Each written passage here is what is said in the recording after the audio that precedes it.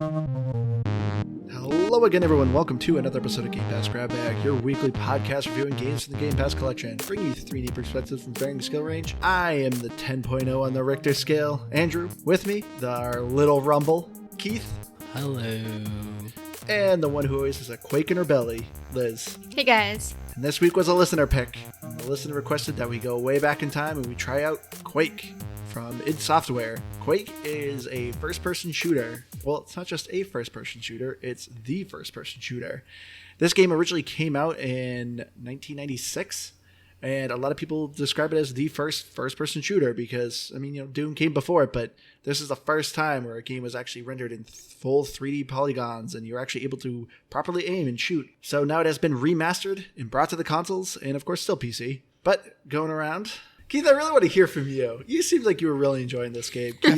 Tell me, was this a game I feel or like pass? You always want one of us to go first, but it just... I know. It helps for segues, so it's fine. Okay. So, let me pause for a second. The listener that requested this, is this my favorite listener?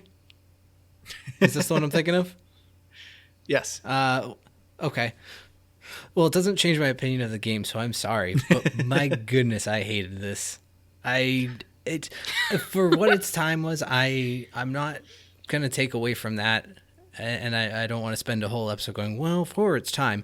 It's 2021, and I just didn't have fun playing it. It's not a game that's made for 2021. I'm sure it was great when it came out, but I couldn't bring myself to play it. I did have some fun when we were doing multiplayer, and so we'll talk about that. But otherwise, no, this is a pass for me. For me, it's a game. I didn't play it back when it came out, and I apologize in advance if I call this Doom a lot. Cause yeah, you kept calling it Doom. I don't know why. I know it's a different game, so I apologize in advance. But I had a lot of fun with it. I wasn't crazy excited about it, but it was just like good, simple fun that I didn't really have to think too much about. And I will say, I started off with the easy difficulty, and... but then with the expansions and stuff, I went up in the difficulty. And easy is too easy, I think. But I also, with the new enemies coming and everything, I just, I chickened out. So it's difficult for me to say. So I guess for simplicity's sake, I'm going to give it a game.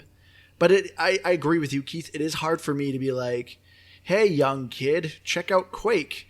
Like, I don't think... younger audience will appreciate Quake, but me, someone in my 30s, I grew up with old school first person shooters and everything like that. I did not play the original Quake at the time either. My family was very poor, so at the time, Quake was the game to test your computer. Like, it took a lot for the time for what you needed, like, graphically in order to run Quake. So there was no way my family could afford that. So I did not play Quake when it originally came out. So I always heard of it. I always knew it. I played a little bit of different Quake games later on, but yeah, so now going back to it, I understand a lot of these mechanics are old and everything like that, but I know how the mechanics work. So for me, I did have a lot of fun. At first, I didn't care for it, but as I kept playing it, I was really digging it. So if you're an older person like me, check out Quake, but if you're younger, yeah, you're probably not going to have fun with it. You know what's funny is I'm the oldest person on this podcast. I know. And I'm just like, you're just like, no, Andrew, it doesn't matter if you're old. It's just because you're just like a crotchety old curmudgeon. Yeah, that's part of it. But you see, the thing that stinks, and I know I already said this to you. Maybe I won't say that every time because I said a bunch to you last night. But I know that I already said this at one point. But it's funny to me because I always think about GoldenEye. I'm like, man, those were the golden days of video games. Like, I would love to just go back and play some GoldenEye. And I kind of got a taste of doing that with Quake, and I was like, no. I don't want to go back and play GoldenEye. I want to go and play new fun games with my friends. That game would not be fun to play right now. It would just be lackluster. Yeah. But I also wanted to ask you guys, all right, so I know we kind of touched a little bit. Have any of you played any Quake games before? Not just Quake 1? No. Was Unreal Tournament ever part of Quake? No. Okay. I didn't know if they were related because I think I played a couple of those back on the PlayStation. I might have played like in one of the newer Quakes, but none that I remember. And probably like Liz, if you had put the picture of it up there and put a gun to my head and said, name this game, I would just gone, that's Doom. So as I said, I played a little bit of Quake. I played Quake Arena 3. I think it was on Dreamcast because I had Dreamcast. I remember it got released at that time. Oh, man. I'm pretty sure that was the first time I played a Quake game.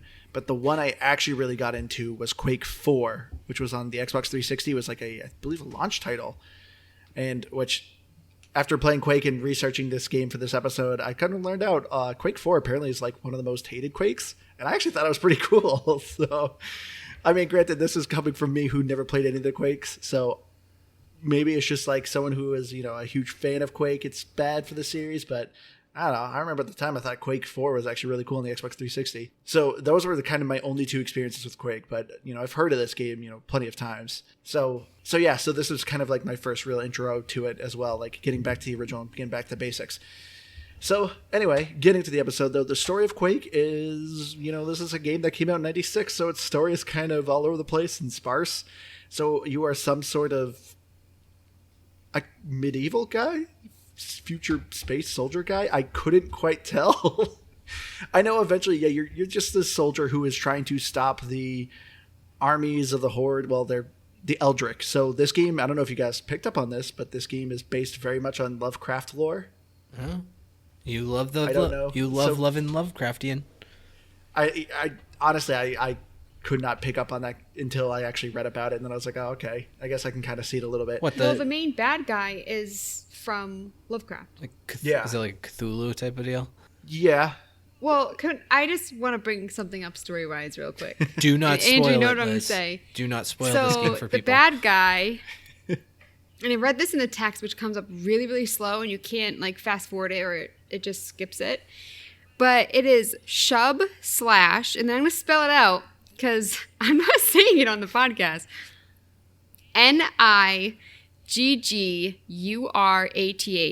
Now, with speaking in the United States, if it's like Nigeria with 1 G, it's pronounced differently. And then lemur, UR, is pronounced ER. I can't find a non-racist way to say this name. So I looked it up. And I guess Lovecraft was a giant racist, according to all of the internet. Seriously? And I actually looked up, there's a South Park episode that had the same bad guy. There's a lot of race in this episode. Let's just say that it was destroyed because it didn't tolerate white meat. So they were sacrificing Wait, other what? people. Wait, this is like the original story of this Lovecraft? is South Park. Oh, This is South Park. Like when Andrew with the thought that this same was from named Lovecraft. bad guy. okay. It was a lot of racist things. Thank you, Liz, for the And most so tiptoeing. I just want to know what the creators of this game thought of when they saw that name in Lovecraft lore and were like, let's put that in a game. You couldn't do something similar? How are they pronouncing it in their head? They could have just called him Shibby. Yeah. I don't know. I'm just gonna go ahead and not touch any of that question, though. I'm. That's, Well, because it's like... that's just a fun fact about Quake. That's all that is to me. Now that it's coming back, because I read, I don't know if it's true, but that they were big Lovecraft fans. But it's just nobody thought that when creating this. And also, now that it's come back, nobody playing it is questioning this. I mean, reading the story is really annoying, so I understand why people skip it. But yeah, I just wanted to say that I don't know, future Quake games. I mean, maybe if they use this character again, maybe change the name a little bit. From Is what I played one with Quake and 4, done? and from what I looked, Quake ends up becoming more sci-fi. So this one is a very mixture of sci-fi and then medieval dark fantasy. So that's why it's kind of you're kind of in castles and citadels and stuff like that, and there's a lot of brick layout, but then every once in a while you're on a spaceship and you're going through slip gates that are teleporting you, and then you have a laser or a lightning gun. So I know in Quake 2 you're straight up space warrior going and fighting space monsters, kind of thing like that. So I feel like future games kind of get rid of a bit of the Lovecraft lore on it. Yeah, because I was noticing people playing it on Twitter. People were showing pictures of look what I'm playing, and not a single person. I don't know. It just... I did not notice it until you pointed out, and then you're like, "Wait, seriously, that's the guy's name?" And I was like, "I guess." I just don't. I don't like the name. That's what I'm saying. So Keith, you must have been thrilled about this story. Sure. Did you know anything about the story? What was going on? No. Nope. Mm-mm. Not even a little bit. I mean, granted, many old games were like this, where they really did not have a story. Like, Doom had a little bit of one. And most of the story, the way you mostly got story back in the day was reading the manual. And so obviously if you're someone now picking this game up and playing it, you have no idea what's going on. There's no like intro cutscene. There's a as Liz was saying, some text dialogue at the end of every episode that you beat, kind of explaining what's going on. But yeah, if you're just someone fresh coming out of this, like you're just shoot bad guys. There you go. That's the game. So yeah, the story is definitely not something you're playing, this game for. And the text is hard to read as well. Oh my gosh. So for me, it's so like, slow. Why should I strain? Well, not only that, but just the lettering. Yeah. And so for me, it's like, why should I struggle to read this when there isn't much effort put into the story anyway? Nope, that's why you skip it. You're like offended by it sounds like. No, I'm just saying, like, it's not a huge part of the game. They need to respect your time.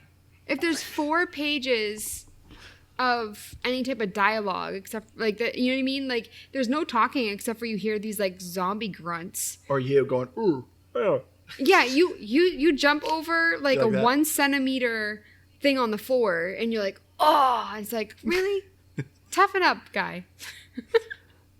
I don't know. I've seen you do a little jump, and you kind of do the same noise. Oh yeah. No, I do not. Well, especially if it's one of those like little trip jumps. You trip over something, then you just run 4 steps real quick. I was planning on doing that. I was definitely intentional. So yeah, you're definitely not playing this game for the story, but I do at least like to. So this game has the original 3 expansions and then 1 additional expansion that's brand new that came out with this remake. And as you're playing through the expansions, they add a little bit more of the story and explaining what's going on, but still overall it's not that interesting. I'm just going to put it out there. But gameplay, though, that's obviously the main reason you're playing this. You're going back in the olden days and seeing how they played video games back in '96. Which something that I immediately pointed out to Andrew was, why do they force you to take health damage? So there's this elevator that is underwater, and it's not long enough for you to hold your breath. Because I actually immediately went from the top to that hole, and so it does it deliberately, and I thought that was kind of lame. I just didn't. Yeah, or you end up falling in a super deep hole and you have to take height damage. That happens a couple times too. I don't know. It is a weird mechanic. I remember because even Doom did that a couple times. There's just some old games where it's you gotta run through lava, and it's just this is not a good mechanic. But because if you save it and you're kind of low health, and then there's immediately monsters after, that sinks. Yep. Because that's another thing. You have to constantly save your game. Yeah. Because then if you die, you have to go all the way back. Yes. So I'm actually really good at it. Yeah. I did not struggle with that. I think there's one time that it sent me back 10 seconds, and I was like, dang it. You literally shoot 2 guys, save. 2 guys, save. No, if I have an annoying enemy, so all of them. well, the spider lady, the jellyfish, and then there's also a yeti, abominable Jellyfish. snowman. Yeah, that annoying fish thing that jumps out.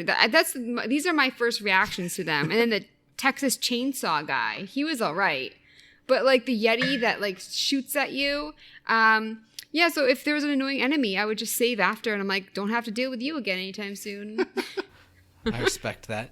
See, so I knew I could save my game because I was saving as I went.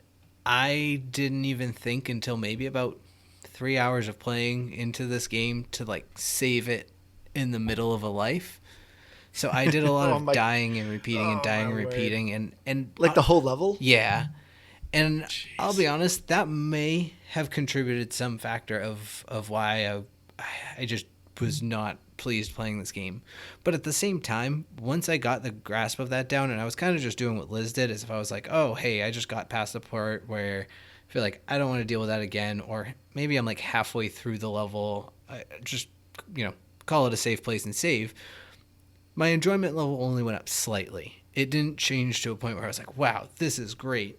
It just made the frustration level of the game less to me. But all in all, I just didn't find myself having fun playing it. Yeah. I will say this is, I think, the biggest turnoff for like newer people if they end up picking up Quake is, we're just so spoiled with autosave. And this game obviously has none. You literally could play 3 levels without dying. If you don't save, all of that's gone. Yeah, I think that levels it should automatically save for you. Yeah. I mean, I understand this game is a very slight touch up. Like, it's not even really a remake or a remaster. It's like a slight touch up. Like, it has, better frame rates, slightly better graphics, and like that's it. Besides that, it's still very much the base game. And I get that, but come on, you could at least put in autosave and at least having the options to turn on or off autosave. For people who really want the pure authentic, they can turn off autosave, but at least have the option. Like, come on. Like, because that would really kill the game for me. But here's a pro tip, if anyone is playing. If you press start and hit right bumper, it does a quick save. And I taught Liz that right away, and yeah, that's why she always saved, because it was just really quick to just press start, right bumper, boom, you're saved. And then I would also save too, because there's certain water that will hurt you and other water that doesn't. So if I was going to jump in water, I would always save before I jumped in. That's my biggest annoyance with Quake. Water did not make sense. You see green, nasty water, I'm like, surely this is going to hurt me, and I jump in it, perfectly fine. Then there's crystal clear blue water. Oh, this is going to be safe. No, apparently it's poisonous or acid, and it's just like... In all fairness, though, you kept jumping into lava all the time as well, so it's like, does it really matter the color? Well, I feel like you would have fallen into it anyway. Playing with you, anyone would jump in lava, so... Wow. Maybe it was like boiling hot water, and you just didn't see the bubbles. Maybe, I don't know, but I just found the graphical inconsistency with the water just really annoying. Oh no, I was just agreeing. For me, I think that my biggest annoyance was the lack of a map, because especially the original game, everything is so samey with the corridors. And so for me, I kept going back to the same area and be like, oh wait, I've already been here. I see a bunch of enemies. And then I think later on they do better with making the landscape different. Like they actually have like this broken landscape that kind of like turns, and it's more dynamic. Expansion. Yeah, and it's more dynamic, and it's easier to tell where you are, because you're like, oh, I've been here, and that area is blue. And so for me, I just think the old game where there isn't these complex layers, I think that a map would definitely be beneficial. And same with like some of the secret areas are so easy to find. Like it's like a button, but it's actually a secret area. But some of the harder ones, I didn't really know what to look for at the beginning. And so, I mean, the map could show like a little gray area, like, oh, there's a secret area nearby. Or, it could just be like, well, do you know what? We're not going to tell you what to look for, and we're not going to show you. But either way, I would have enjoyed the map. I think with a map, if you can see at least just a more defined area of where you are, it gives you the ability to be like, I don't know, just feel out the space better and look in better corners. Whereas if you don't really know where you are outside of like, okay, I'm trying to remember the landmarks around me, which are largely all samey, because spoiler alert, they didn't put a lot into the graphics, or didn't have a lot for graphics at that point, I should say. I can't fault them for what they did. But yeah, I think a map would be nice. But again, if you're going to remaster a game like this and you're going to port it over to the Xbox, put it in an autosave. Like there's got to be like some just kind of just generic built-on autosave that's designed it somewhere in this world of video games at this point. Just like, hey, here's some pre-built code. You don't even have to do any work. Just slap it in there and it'll work. So I'm going to disagree with you guys slightly. Don't get me wrong. So for newer people, yes, I think a map would be helpful, but I did not have any issues navigating. This is one thing I really enjoyed my time with Quake. I did not think it was that hard to navigate. The maps are very small, and for the most part, they're generally pretty linear, and every once in a while you have to do some backtracking. And for the most part, there was only a handful of times I truly was lost. But this is what kind of impressed me was like the level design, from a game from '96, because I played quite a bit of the original Doom, and as you get farther in some of those levels, I find Doom so confusing. I get lost in those maps like crazy, but like I said, there was only maybe a handful of times in Quake I got lost. So I actually had a lot of fun. I fully understand if you're someone who's lost and you're walking around through empty hallways because you killed all the monsters, yeah, it's going to be a little boring. So I think it would have been okay to add a map, and once again, you can turn it off if you're, a purist. But overall, I don't think it needed a map. I don't think it needed the map. Like I would have liked one, and I am on that hill. I would just say it's not a hill I'm going to die on. It's because I agree with you. Like the maps really aren't that big. I think I just myself had a problem with the backtracking and it didn't always make sense. And I think Yeah. this, as much as I don't care that there's no story because whatever was there I didn't care about, at the same token, if you have some pieces of like, this is what you know you're looking for, you can be like, oh, I should go back to this room. So even without a map, I just would have liked some guidance of what the pathing I needed to take was. Instead, I just found myself running in a lot of circles, maybe duck off here and there and be like, oh, hey, here's an enemy. And I would just run around and kill as many enemies until it said I killed all of them, or like close enough that I was like, okay, the exit's got to be nearby somehow now. And then I would just look for an exit. Like that was really my strategy in getting through every level. I never felt like I was lost so much as I just felt like, I don't know, I stumbled my way through it and took longer than I should have as a result. Did it say on the screen how many enemies you killed? Yeah. Oh, you could if you hit the back button, start button, or back button. Is that the back button anymore? What is that really called? Technically, they're called tiles and menu. I know. I always get this argument too about the controller buttons. So I think that technically, but tiles menu, doesn't right? exist anymore, and neither does menu. Both of those things were turned into the jewel button. So even though Microsoft still uses the tile and menu button, I always call them the back button and the start button. But yeah. No, technically it's tiles and menu. Tell us, listeners, if you're out there, tell us what you call those buttons. I would like to know. I'm assuming it's just all start and back because that's the right answer, but let us know. I also wanted to ask, the space guys in those levels, they sounded like zombies, which is interesting because they have actual zombies in the game. And the dogs kind of looked like zombies, which you're not petting dogs in this game, you're shooting them. And they don't have buttholes. Well, you But never are get a these chance to space see their guys backside. zombies? And why do they sound like monsters when they look like people? And I didn't understand that.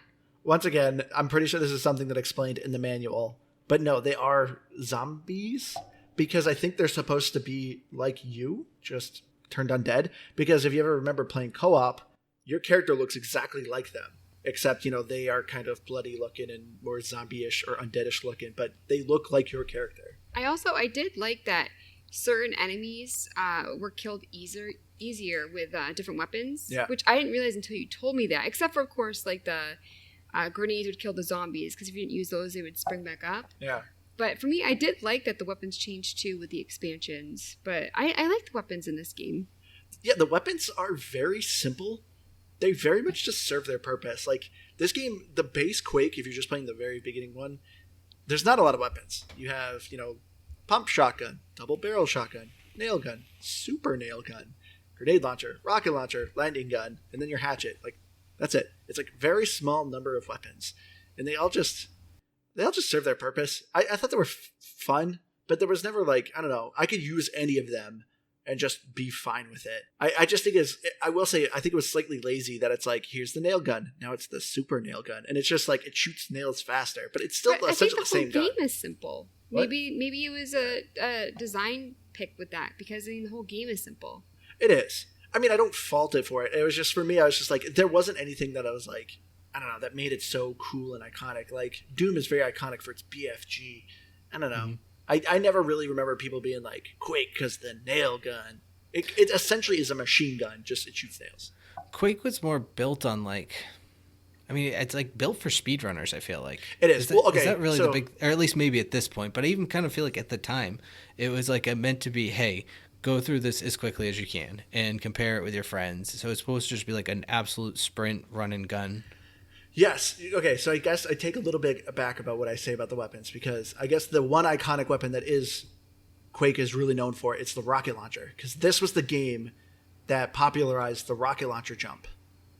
Okay, I figured you had to do that at some point. There was something I was trying to get to. I was like, I feel like I'm supposed to rocket jump, but I'm just going to kill myself, so I'm going to move along. So this is a game that, many other games, coming forward, have, popularized or, altered a little bit, like Halo turned into a grenade jump. Team Fortress actually does the rocket jump. But yeah, this is the game that first started with it. So it's rocket launcher, I guess, is the most iconic. I also think it's the most goofiest looking weapon. How were you pushing me when we were playing multiplayer? Just shooting you. Oh my gosh. Because Andrew kept falling into the lava over and over and over again, and I by no think I did assistance it of once. Liz. No, I didn't. And I only fell in once, and he died, and I didn't. So he kept pushing me, trying to get me to die. And so I was curious how he was doing that because I wasn't, trying to shoot people on my team. And also, it didn't help that with the I have the Xbox One. Yeah. Yeah, you lag like crazy. And then all of a sudden, like elevators will disappear and then come back. And so for me, it was like that added challenge of like having like a punk teammate pushing me. Call me punk teammate. Yeah, Don't I did. worry. Keith avenged you. Playing with Keith, I'm sitting there trying to jump on these platforms, and Keith just lightning guns and shoves me off the platform into lava. He did that to me a couple times. That's karma. I think my favorite one was I don't even know if we had figured it out yet or whatever, but I just straight up pushed you off. You just weren't paying attention. You were just looking up that, and we were on this moving platform. And next thing I knew, Oh, that was you. Oh, I thought I hit my controller. Of course it was me. You scumbag. Oh, it was the greatest. That was the most fun I had in this game, was just pushing Andrew off of things. It was really quite amusing. I mean, you had your revenge though. There was at least once you shot me midair while I was trying to jump across something. Yeah. No. We both jumped at the same time and collided midair, and we both fell off the cliff. Yeah, that was pretty funny. I will say, this is, I think, the best thing about Quake. Even if you're someone, even if you're a young gamer, this is actually something I would recommend. If you have some friends to play with, because this game does couch co-op as well. This game offers co-op, so you can play all the campaign, all the levels together, and there's also deathmatch multiplayer. And I think the multiplayer in Quake is still a lot of fun. It's very basic and everything, but I still was having a lot of fun. I had a lot of fun with deathmatch and a lot of fun with the co-op campaign. I was not having fun with deathmatch. Oh my god, we played one what's match. deathmatch? And Keith was so salty. Is that just like 1v1? No, yeah, that's the one we were playing where we were shooting each other. And we Yeah, had it started randos at joining. 1v1. Oh, gotcha. Yeah, but we were playing this one map that there was just space mirrors everywhere, and we just kept falling off. No, you kept constantly. falling off. I was doing well. Every time I shot Andrew and he fell off, he fell into a space portal that brought him back onto one of the floating space mirrors. But you would fall off and die. And then I would shoot him and then jump off. Or the worst part was the few times that I would shoot you and you'd fall off, and I wouldn't even get a kill for it. It would just count it as a suicide kill on yours. It's like, this is disappointing. So I was not amused. Not a fan of the multiplayer. No. Although we had our two heroes there that just ran to the end of the map every single time, but always waited for us. It doesn't matter who's hosting the game. Anyone who gets to the end of the map can just do it. And then we had these two random people join us, and they would just sprint through, kill everything, find every secret, and we were just stumbling around trying to figure out where to go. pushing each other off of ledges. And I think there was one time they were actually just standing there at the end watching us push each other off of things until finally one of us stumbled across the finish line and just ended it. So if you're out there and it was you, I guess somehow, that was pretty funny. I appreciate your commitment to helping us get through. As we more killed each other than killed the enemies. They sound very polite. I think so. I don't know. They I really hope they were made out a there couple patting comments when we would go into the traps, and they would type in dead meat as we'd slowly get crushed by the walls. So they were supportive. Yeah, they were all about us. They were friendly. One more thing that I want to mention with gameplay is how lame the boss fight, I'll call it, is. The final boss fight. And I think it's so It's funny pretty that anticlimactic. Andrew warned me, like, oh, this is what you got to do. And I, like, panicked, hit the button. But for me, that was the most... I hate boss fights. So I guess I kind of liked it. But at the same time, I was really disappointed. I mean, in the later expansions, you legitimately fight a boss, so... I guess they correct it later on. Also, it's not a spoiler to say that you don't actually fight him? I guess. He kind of just sits there and you fight his minions and then you teleport in them and you win. I mean, I don't think we can really spoil a game from, 1996? 96, yeah. I guess that's true. At this point, you've had plenty of time. And either way, that's not like a story spoiler alert. Yeah. I think you're good without spoiling anything. But yeah, I had to look it up. I was getting frustrated in the final boss because I was trying to figure it out. And then I was like, what is going on? I was like, clearly this ball is doing something. And then finally I looked up. They're like, oh, I just teleport to the boss. Like, okay. And then I was like, that's kind of lame, but whatever. So Keith, was there anything you enjoyed single player wise playing this game? I can't think of anything. I didn't hate every single second of it. I was just doing it. It just felt old. Yeah, it just, again, I know I already said it, but I want to feel nostalgic about GoldenEye, but I think at this point I just go, that was a lot of fun, and I'm really glad that I got the opportunity to have the fun I had while I had it. But I just don't want to play it. It's 2021, and there's 2010 games that I'm like, I'd rather play that. There's so much more to be offered now. So unless you really want the experience of like what was some of the earliest games, like I'd call it a history project if it was before your time of gaming, be it because of your age or just from when you started playing, whatever it may be. If you want to go back and play it for that, but otherwise, honestly, I don't think there's any good reason to go pick this up, to play it. I think there's a lot of newer games that I've really disliked. Yeah. And this one, Sure. I actually I'm not saying feel not like all good games or all new games are good games. I know, but like for me, I found myself enjoying it this week, and I think for me, and this is like I have no nostalgia with it. I didn't play it. I think it's just really relaxing for me. Yeah. Because this has been a stressful week, and when I was playing it, I felt so relaxed and just like zenned out. And if I made the difficulty hard, it probably would have been like a little bit more frustrating. But even like some of the enemies I thought were annoying, I didn't get super frustrated with it. And so for me, like that's why I don't know why I like this game so much. I don't think it's got like everything going for it. See, I didn't find the controls relaxing in any way. Like, again, I wasn't hyper tense the whole time I was playing it, but just they're so loose and fast that I was like, I'm just back and forth, and I don't know. I felt I was kind of all over the place with the controls. I'm not a good first-person shooter by nature. Like, that's 100% part of it. But I didn't like the way the controls were played on this. You know what? I actually will agree with you on this, Keith. I mean, obviously this game came out in 96. Consoles really weren't much of a thing. So this game was built for keyboard and mouse. So it obviously has just now been ported over to controller. And there is it does say aim assists, but I didn't really feel an aim assist going on at all. Oh, I definitely felt it. Oh, you did? I didn't touch any of the things at the beginning, the modifications. And I actually saw when like enemies were super far away, it would ping it even if it was like a centimeter or two away. I think it worked. Oh. See, I didn't notice too much of it. For me, though, this game obviously is on Game Pass PC as well. I highly recommend you play it on Game Pass PC. I thought it was fine with the controller. Like, if you don't have PC option, controller's perfectly fine.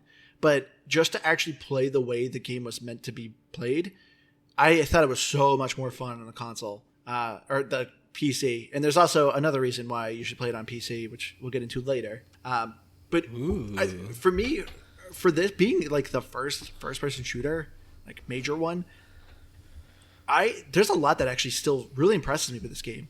I actually think the AI is pretty competent. Like, they're not something, super intelligent, but I mean, when you're talking, as Keith's saying, like GoldenEye, if you play those games, the AI is dumb as bricks.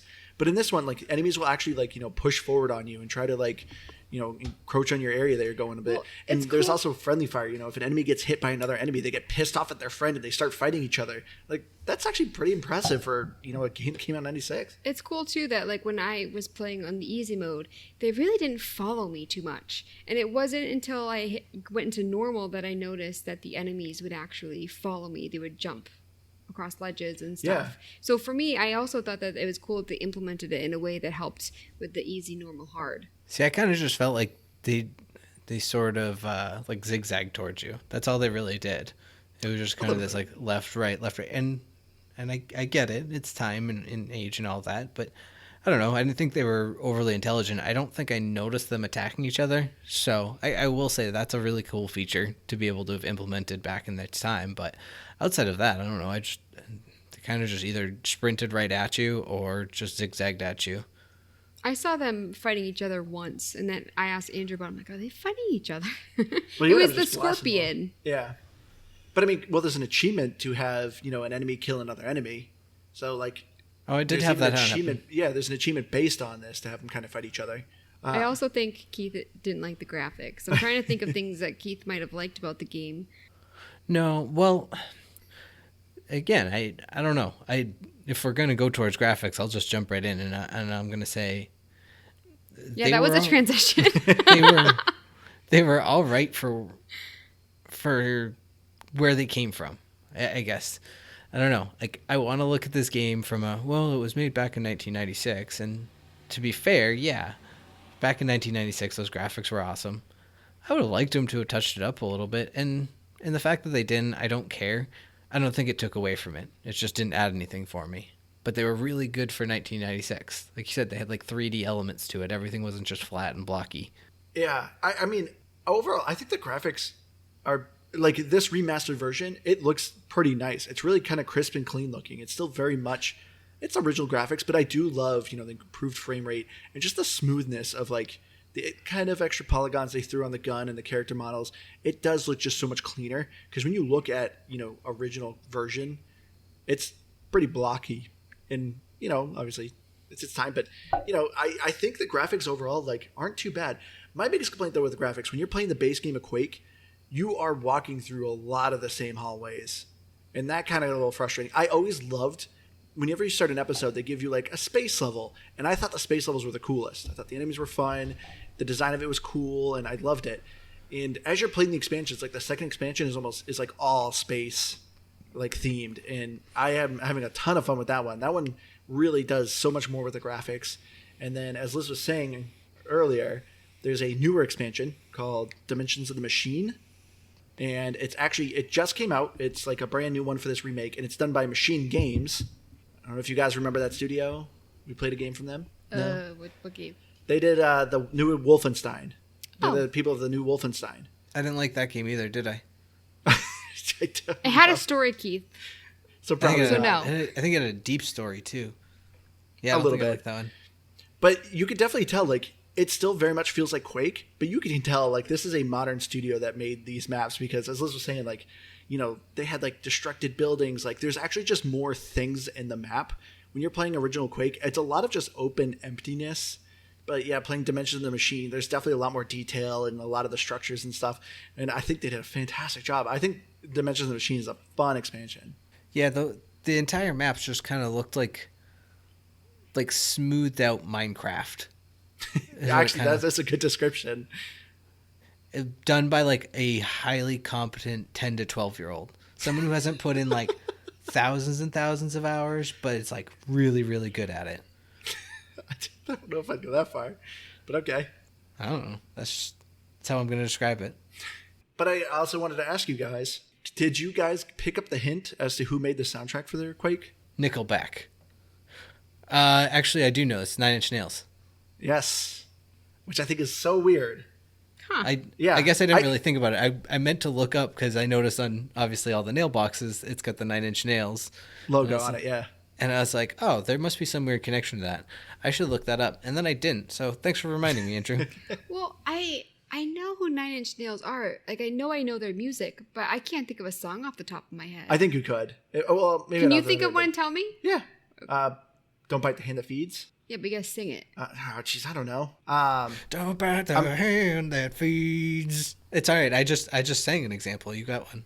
Does that even how the song I know goes? who they are now. Okay, Or I don't even know if that's the name of the song, but yeah. But I Well, honestly, it I didn't is even now. know.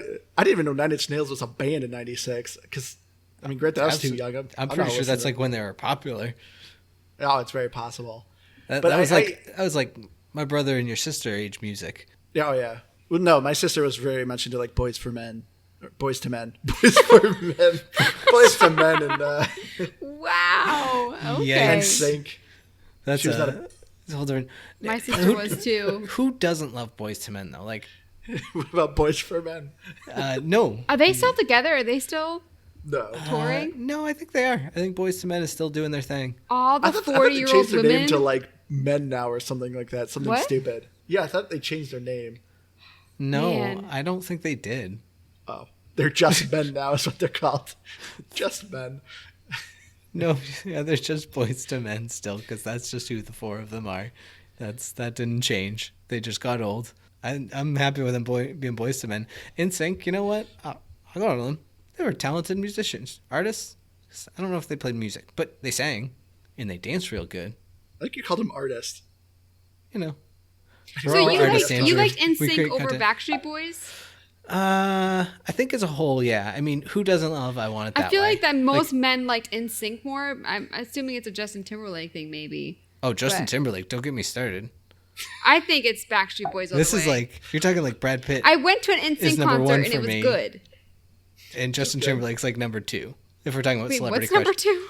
My celebrity crushes. And, that's a callback from another episode, Liz. I don't know if you remember. No, I didn't hear who your celebrity crushes were. 1 and 2. Oh, Brad Pitt number 1. I already said that. Oh, yeah, on you 12 did. minutes. So if you want to go back and hear more about my thoughts on Brad Pitt, go back to 12 minutes and listen to that. And then Justin Timberlake, easy. He can do everything. He can sing. He can dance. He can act. He's We a have comedian. very different tastes. And he's I think also I should delete all of this from this he's episode. also just a beautiful man. This is getting weird. Hey, I I can don't say this get now. it. I'm married. I'm just saying. Oh man, you're making a podcast official now. That is. Your marriage. Yeah. I don't know. Anyway, get back on track. What did you guys think of the music and soundtrack? I'm glad NSYNC didn't do it. I'm just kidding. Well, obviously, They're your not shit was bad. Backstreet Boys. I thought it was all right. The grunting kind of got annoying. A little bit. It wasn't annoying, but I just thought it was very weirdly aggressive. And I hated, like, it annoyed me when I would, like, stumble over, like, a twig. And I would just, it would be the worst thing in the world for my character. Music-wise, I vaguely remember it. I don't know. Nope, because there's no music. Okay, then there's no noise at the beginning. Not really. Okay, there's noises. So At the beginning. even Nine Inch Nails says they did not create a soundtrack. They created just like an atmosphere sound. Yes, that's what I'm talking about. Yeah. Which I feel like could be seen as Oh, music. okay. There's a main menu song is what you're saying. Yeah. Okay, Don't tell me there's no music in it. you were confusing me as to what you were describing. Oh, okay. But yeah, when you're playing through the levels, it's a lot of just like ambient noise that you're hearing in the background, and I actually think it fits very well. It does create a very creepy vibe. I guess. I didn't Sure. hate it. I know that. I didn't really notice anything. I was just trying to get through levels. Keith really I was not feeling it. I could not get excited to play this game at The any moment. achievements weren't good either, so no sense of asking I Keith if disagree he thought there. that. Really? Achievements. This is Andrew 100% a cheated. game for achievement hunters. Mark And this is down, why- Javier. Take this is 1,000 why I off the said- score. Will you stop interrupting me? Nope. So this is why I said this is also another reason why this game is great to play on PC, because on PC you can do console cheats and they do not disqualify achievements. So there's a lot of achievements with just like beating an episode or beating the game on Nightmare. You can literally just type in God mode, turn on clip mode, and just fly through the map, and there you go. You got the achievement. But besides cheating, I mean, I wasn't like, what if I beat a game and I don't have like a certain amount of achievements? I just feel cheated, you know? So for me, I It's was ironic because because I literally cheated. Well, it's not cheating if it gives me the achievement. I mean, they programmed it that way. I will say though, you can still do console cheats on the console because you can use a keyboard on the Xbox. So if you just plug in a keyboard in your Xbox, you can type in and do the console cheats. Well, question: can you crossplay multiplayer on this? You can. All the randos we were playing with were playing on PC. I didn't even think of that. They probably just had all of the cheats turned on, and they were just flying through the level, doing whatever they want. I don't know. No, because they were still dying. Were they? Yeah, but they were still getting crushed every once in a while. Yeah, I figure you could still get crushed and maybe like fall off into lava or like off of cliffs or something. I mean, isn't that literally then not the definition of God mode? I mean, if you fall off a cliff, what are you going to do? Just run around at the bottom of a bottomless pit because you can't die? You could turn on fly mode. If you're cheating, you're already flying. Do that. Maybe they didn't want to turn on fly mode. Maybe they wanted to live a little bit on the edge, Andrew. Keith, they were using cheats. I think they were sorry. using cheats. Okay. But yeah, so the achievements. Okay, I agree with you, Liz. If you are trying to play this legit, yeah, they're not fun achievements. There is one thing also too. If you are playing console and you are trying to do the achievements legit, I will say the achievements suck. I will straight up say, because this game straight up slaps you in the face with the achievements, because there's an achievement for beating each of the expansions on Nightmare difficulty, and they're worth 86 points. Not the even 5? No. So if you get one of the achievements to beat on Nightmare, you're kind of forced to do all of them, or you're gonna have the odd number achievement score, which is Why, really... I still don't get why they do that. Oh, and I also wanted to bring up, too, the difficulty. So normally there's easy, normal, hard, but every episode there's a secret nightmare difficulty. And I remember I read an article saying that, they hid the nightmare difficulty because it was so hard that, they didn't want people to accidentally select it. And I was just like, that sounds very pretentious.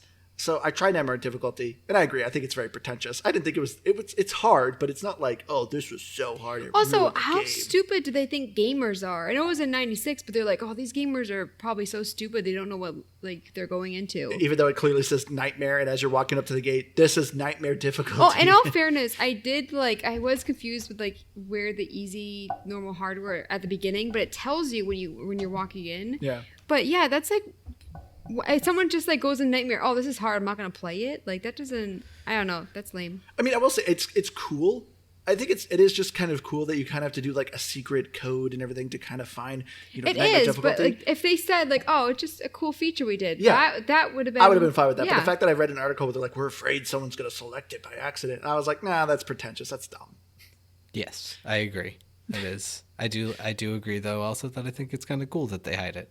It's more of hey, if you're really into this game and you're looking to add on a challenge, dig a little deeper and you'll find it.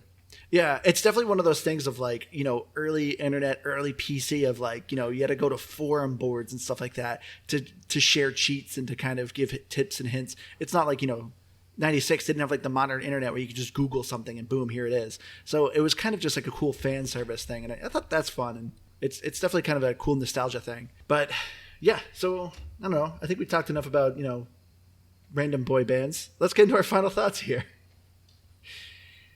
I guess I'll go first since I let you guys do the gamer pass first. So for me, as I say, with Quake, being an older gamer, I always heard of Quake. I was way too young at the time. There was no way my parents were going to let me play this game, and, they couldn't afford a PC for this. But playing it now, I think it's a lot of fun to take a trip down memory lane and, see how things were back then. And there's some things in this game I think hold up. I think it's a lot of fun. I had a lot more fun with it on PC than I did console.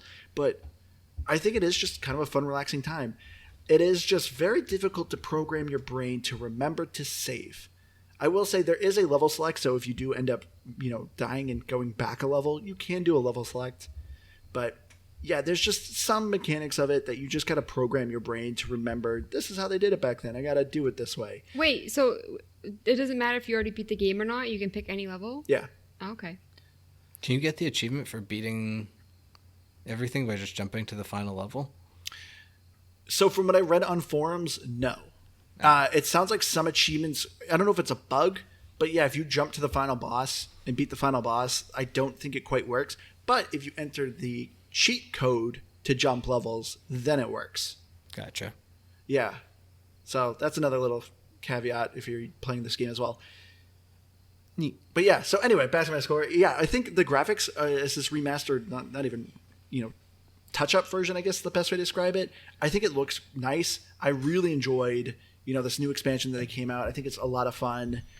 The maps were a lot more interesting, and there also had some crazier battles because, Quake being an older game, there's not a ton of monsters on the screen, but with this new expansion, there was a couple fights that were a good 15 monsters charging us, and it was pretty hectic fun.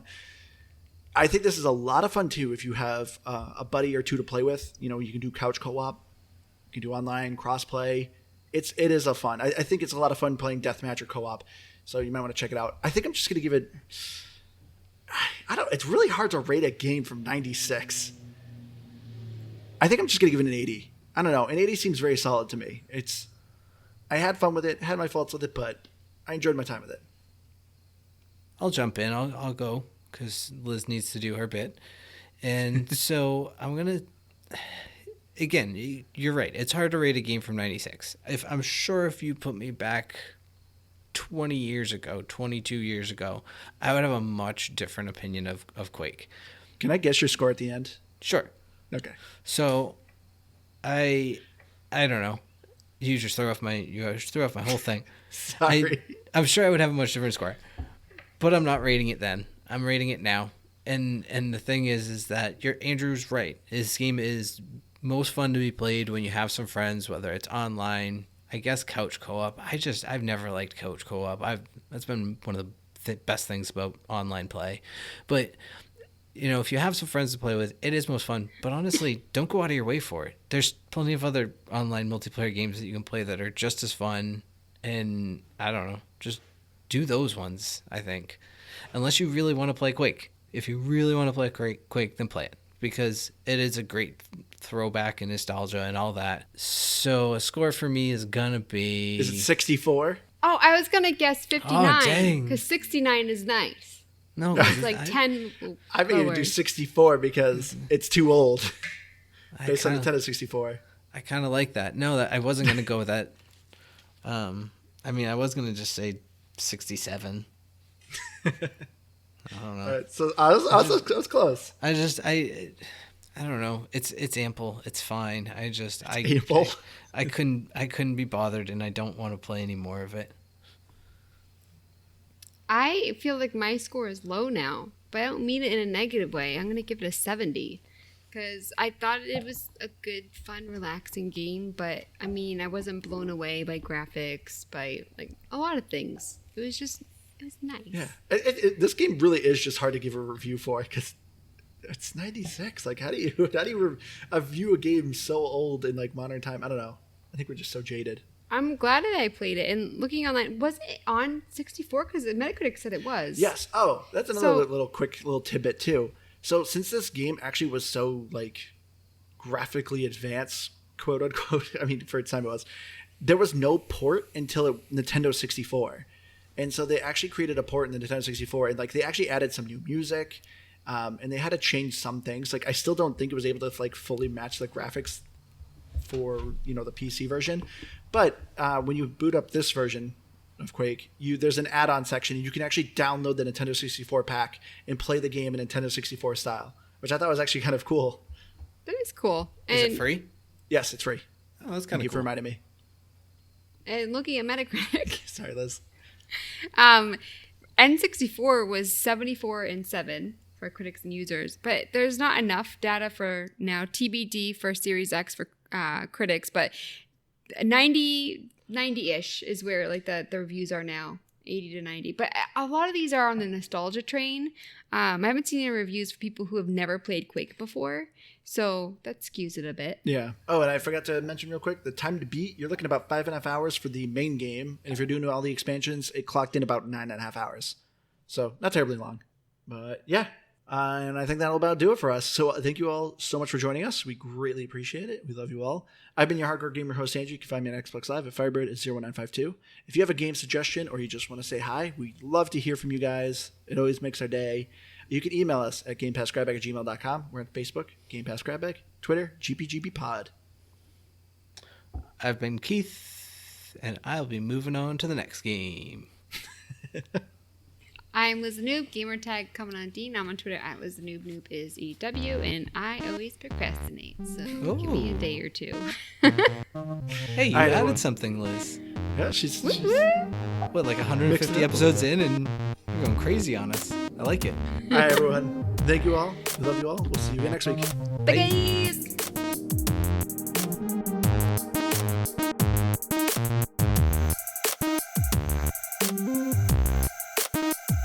Bye.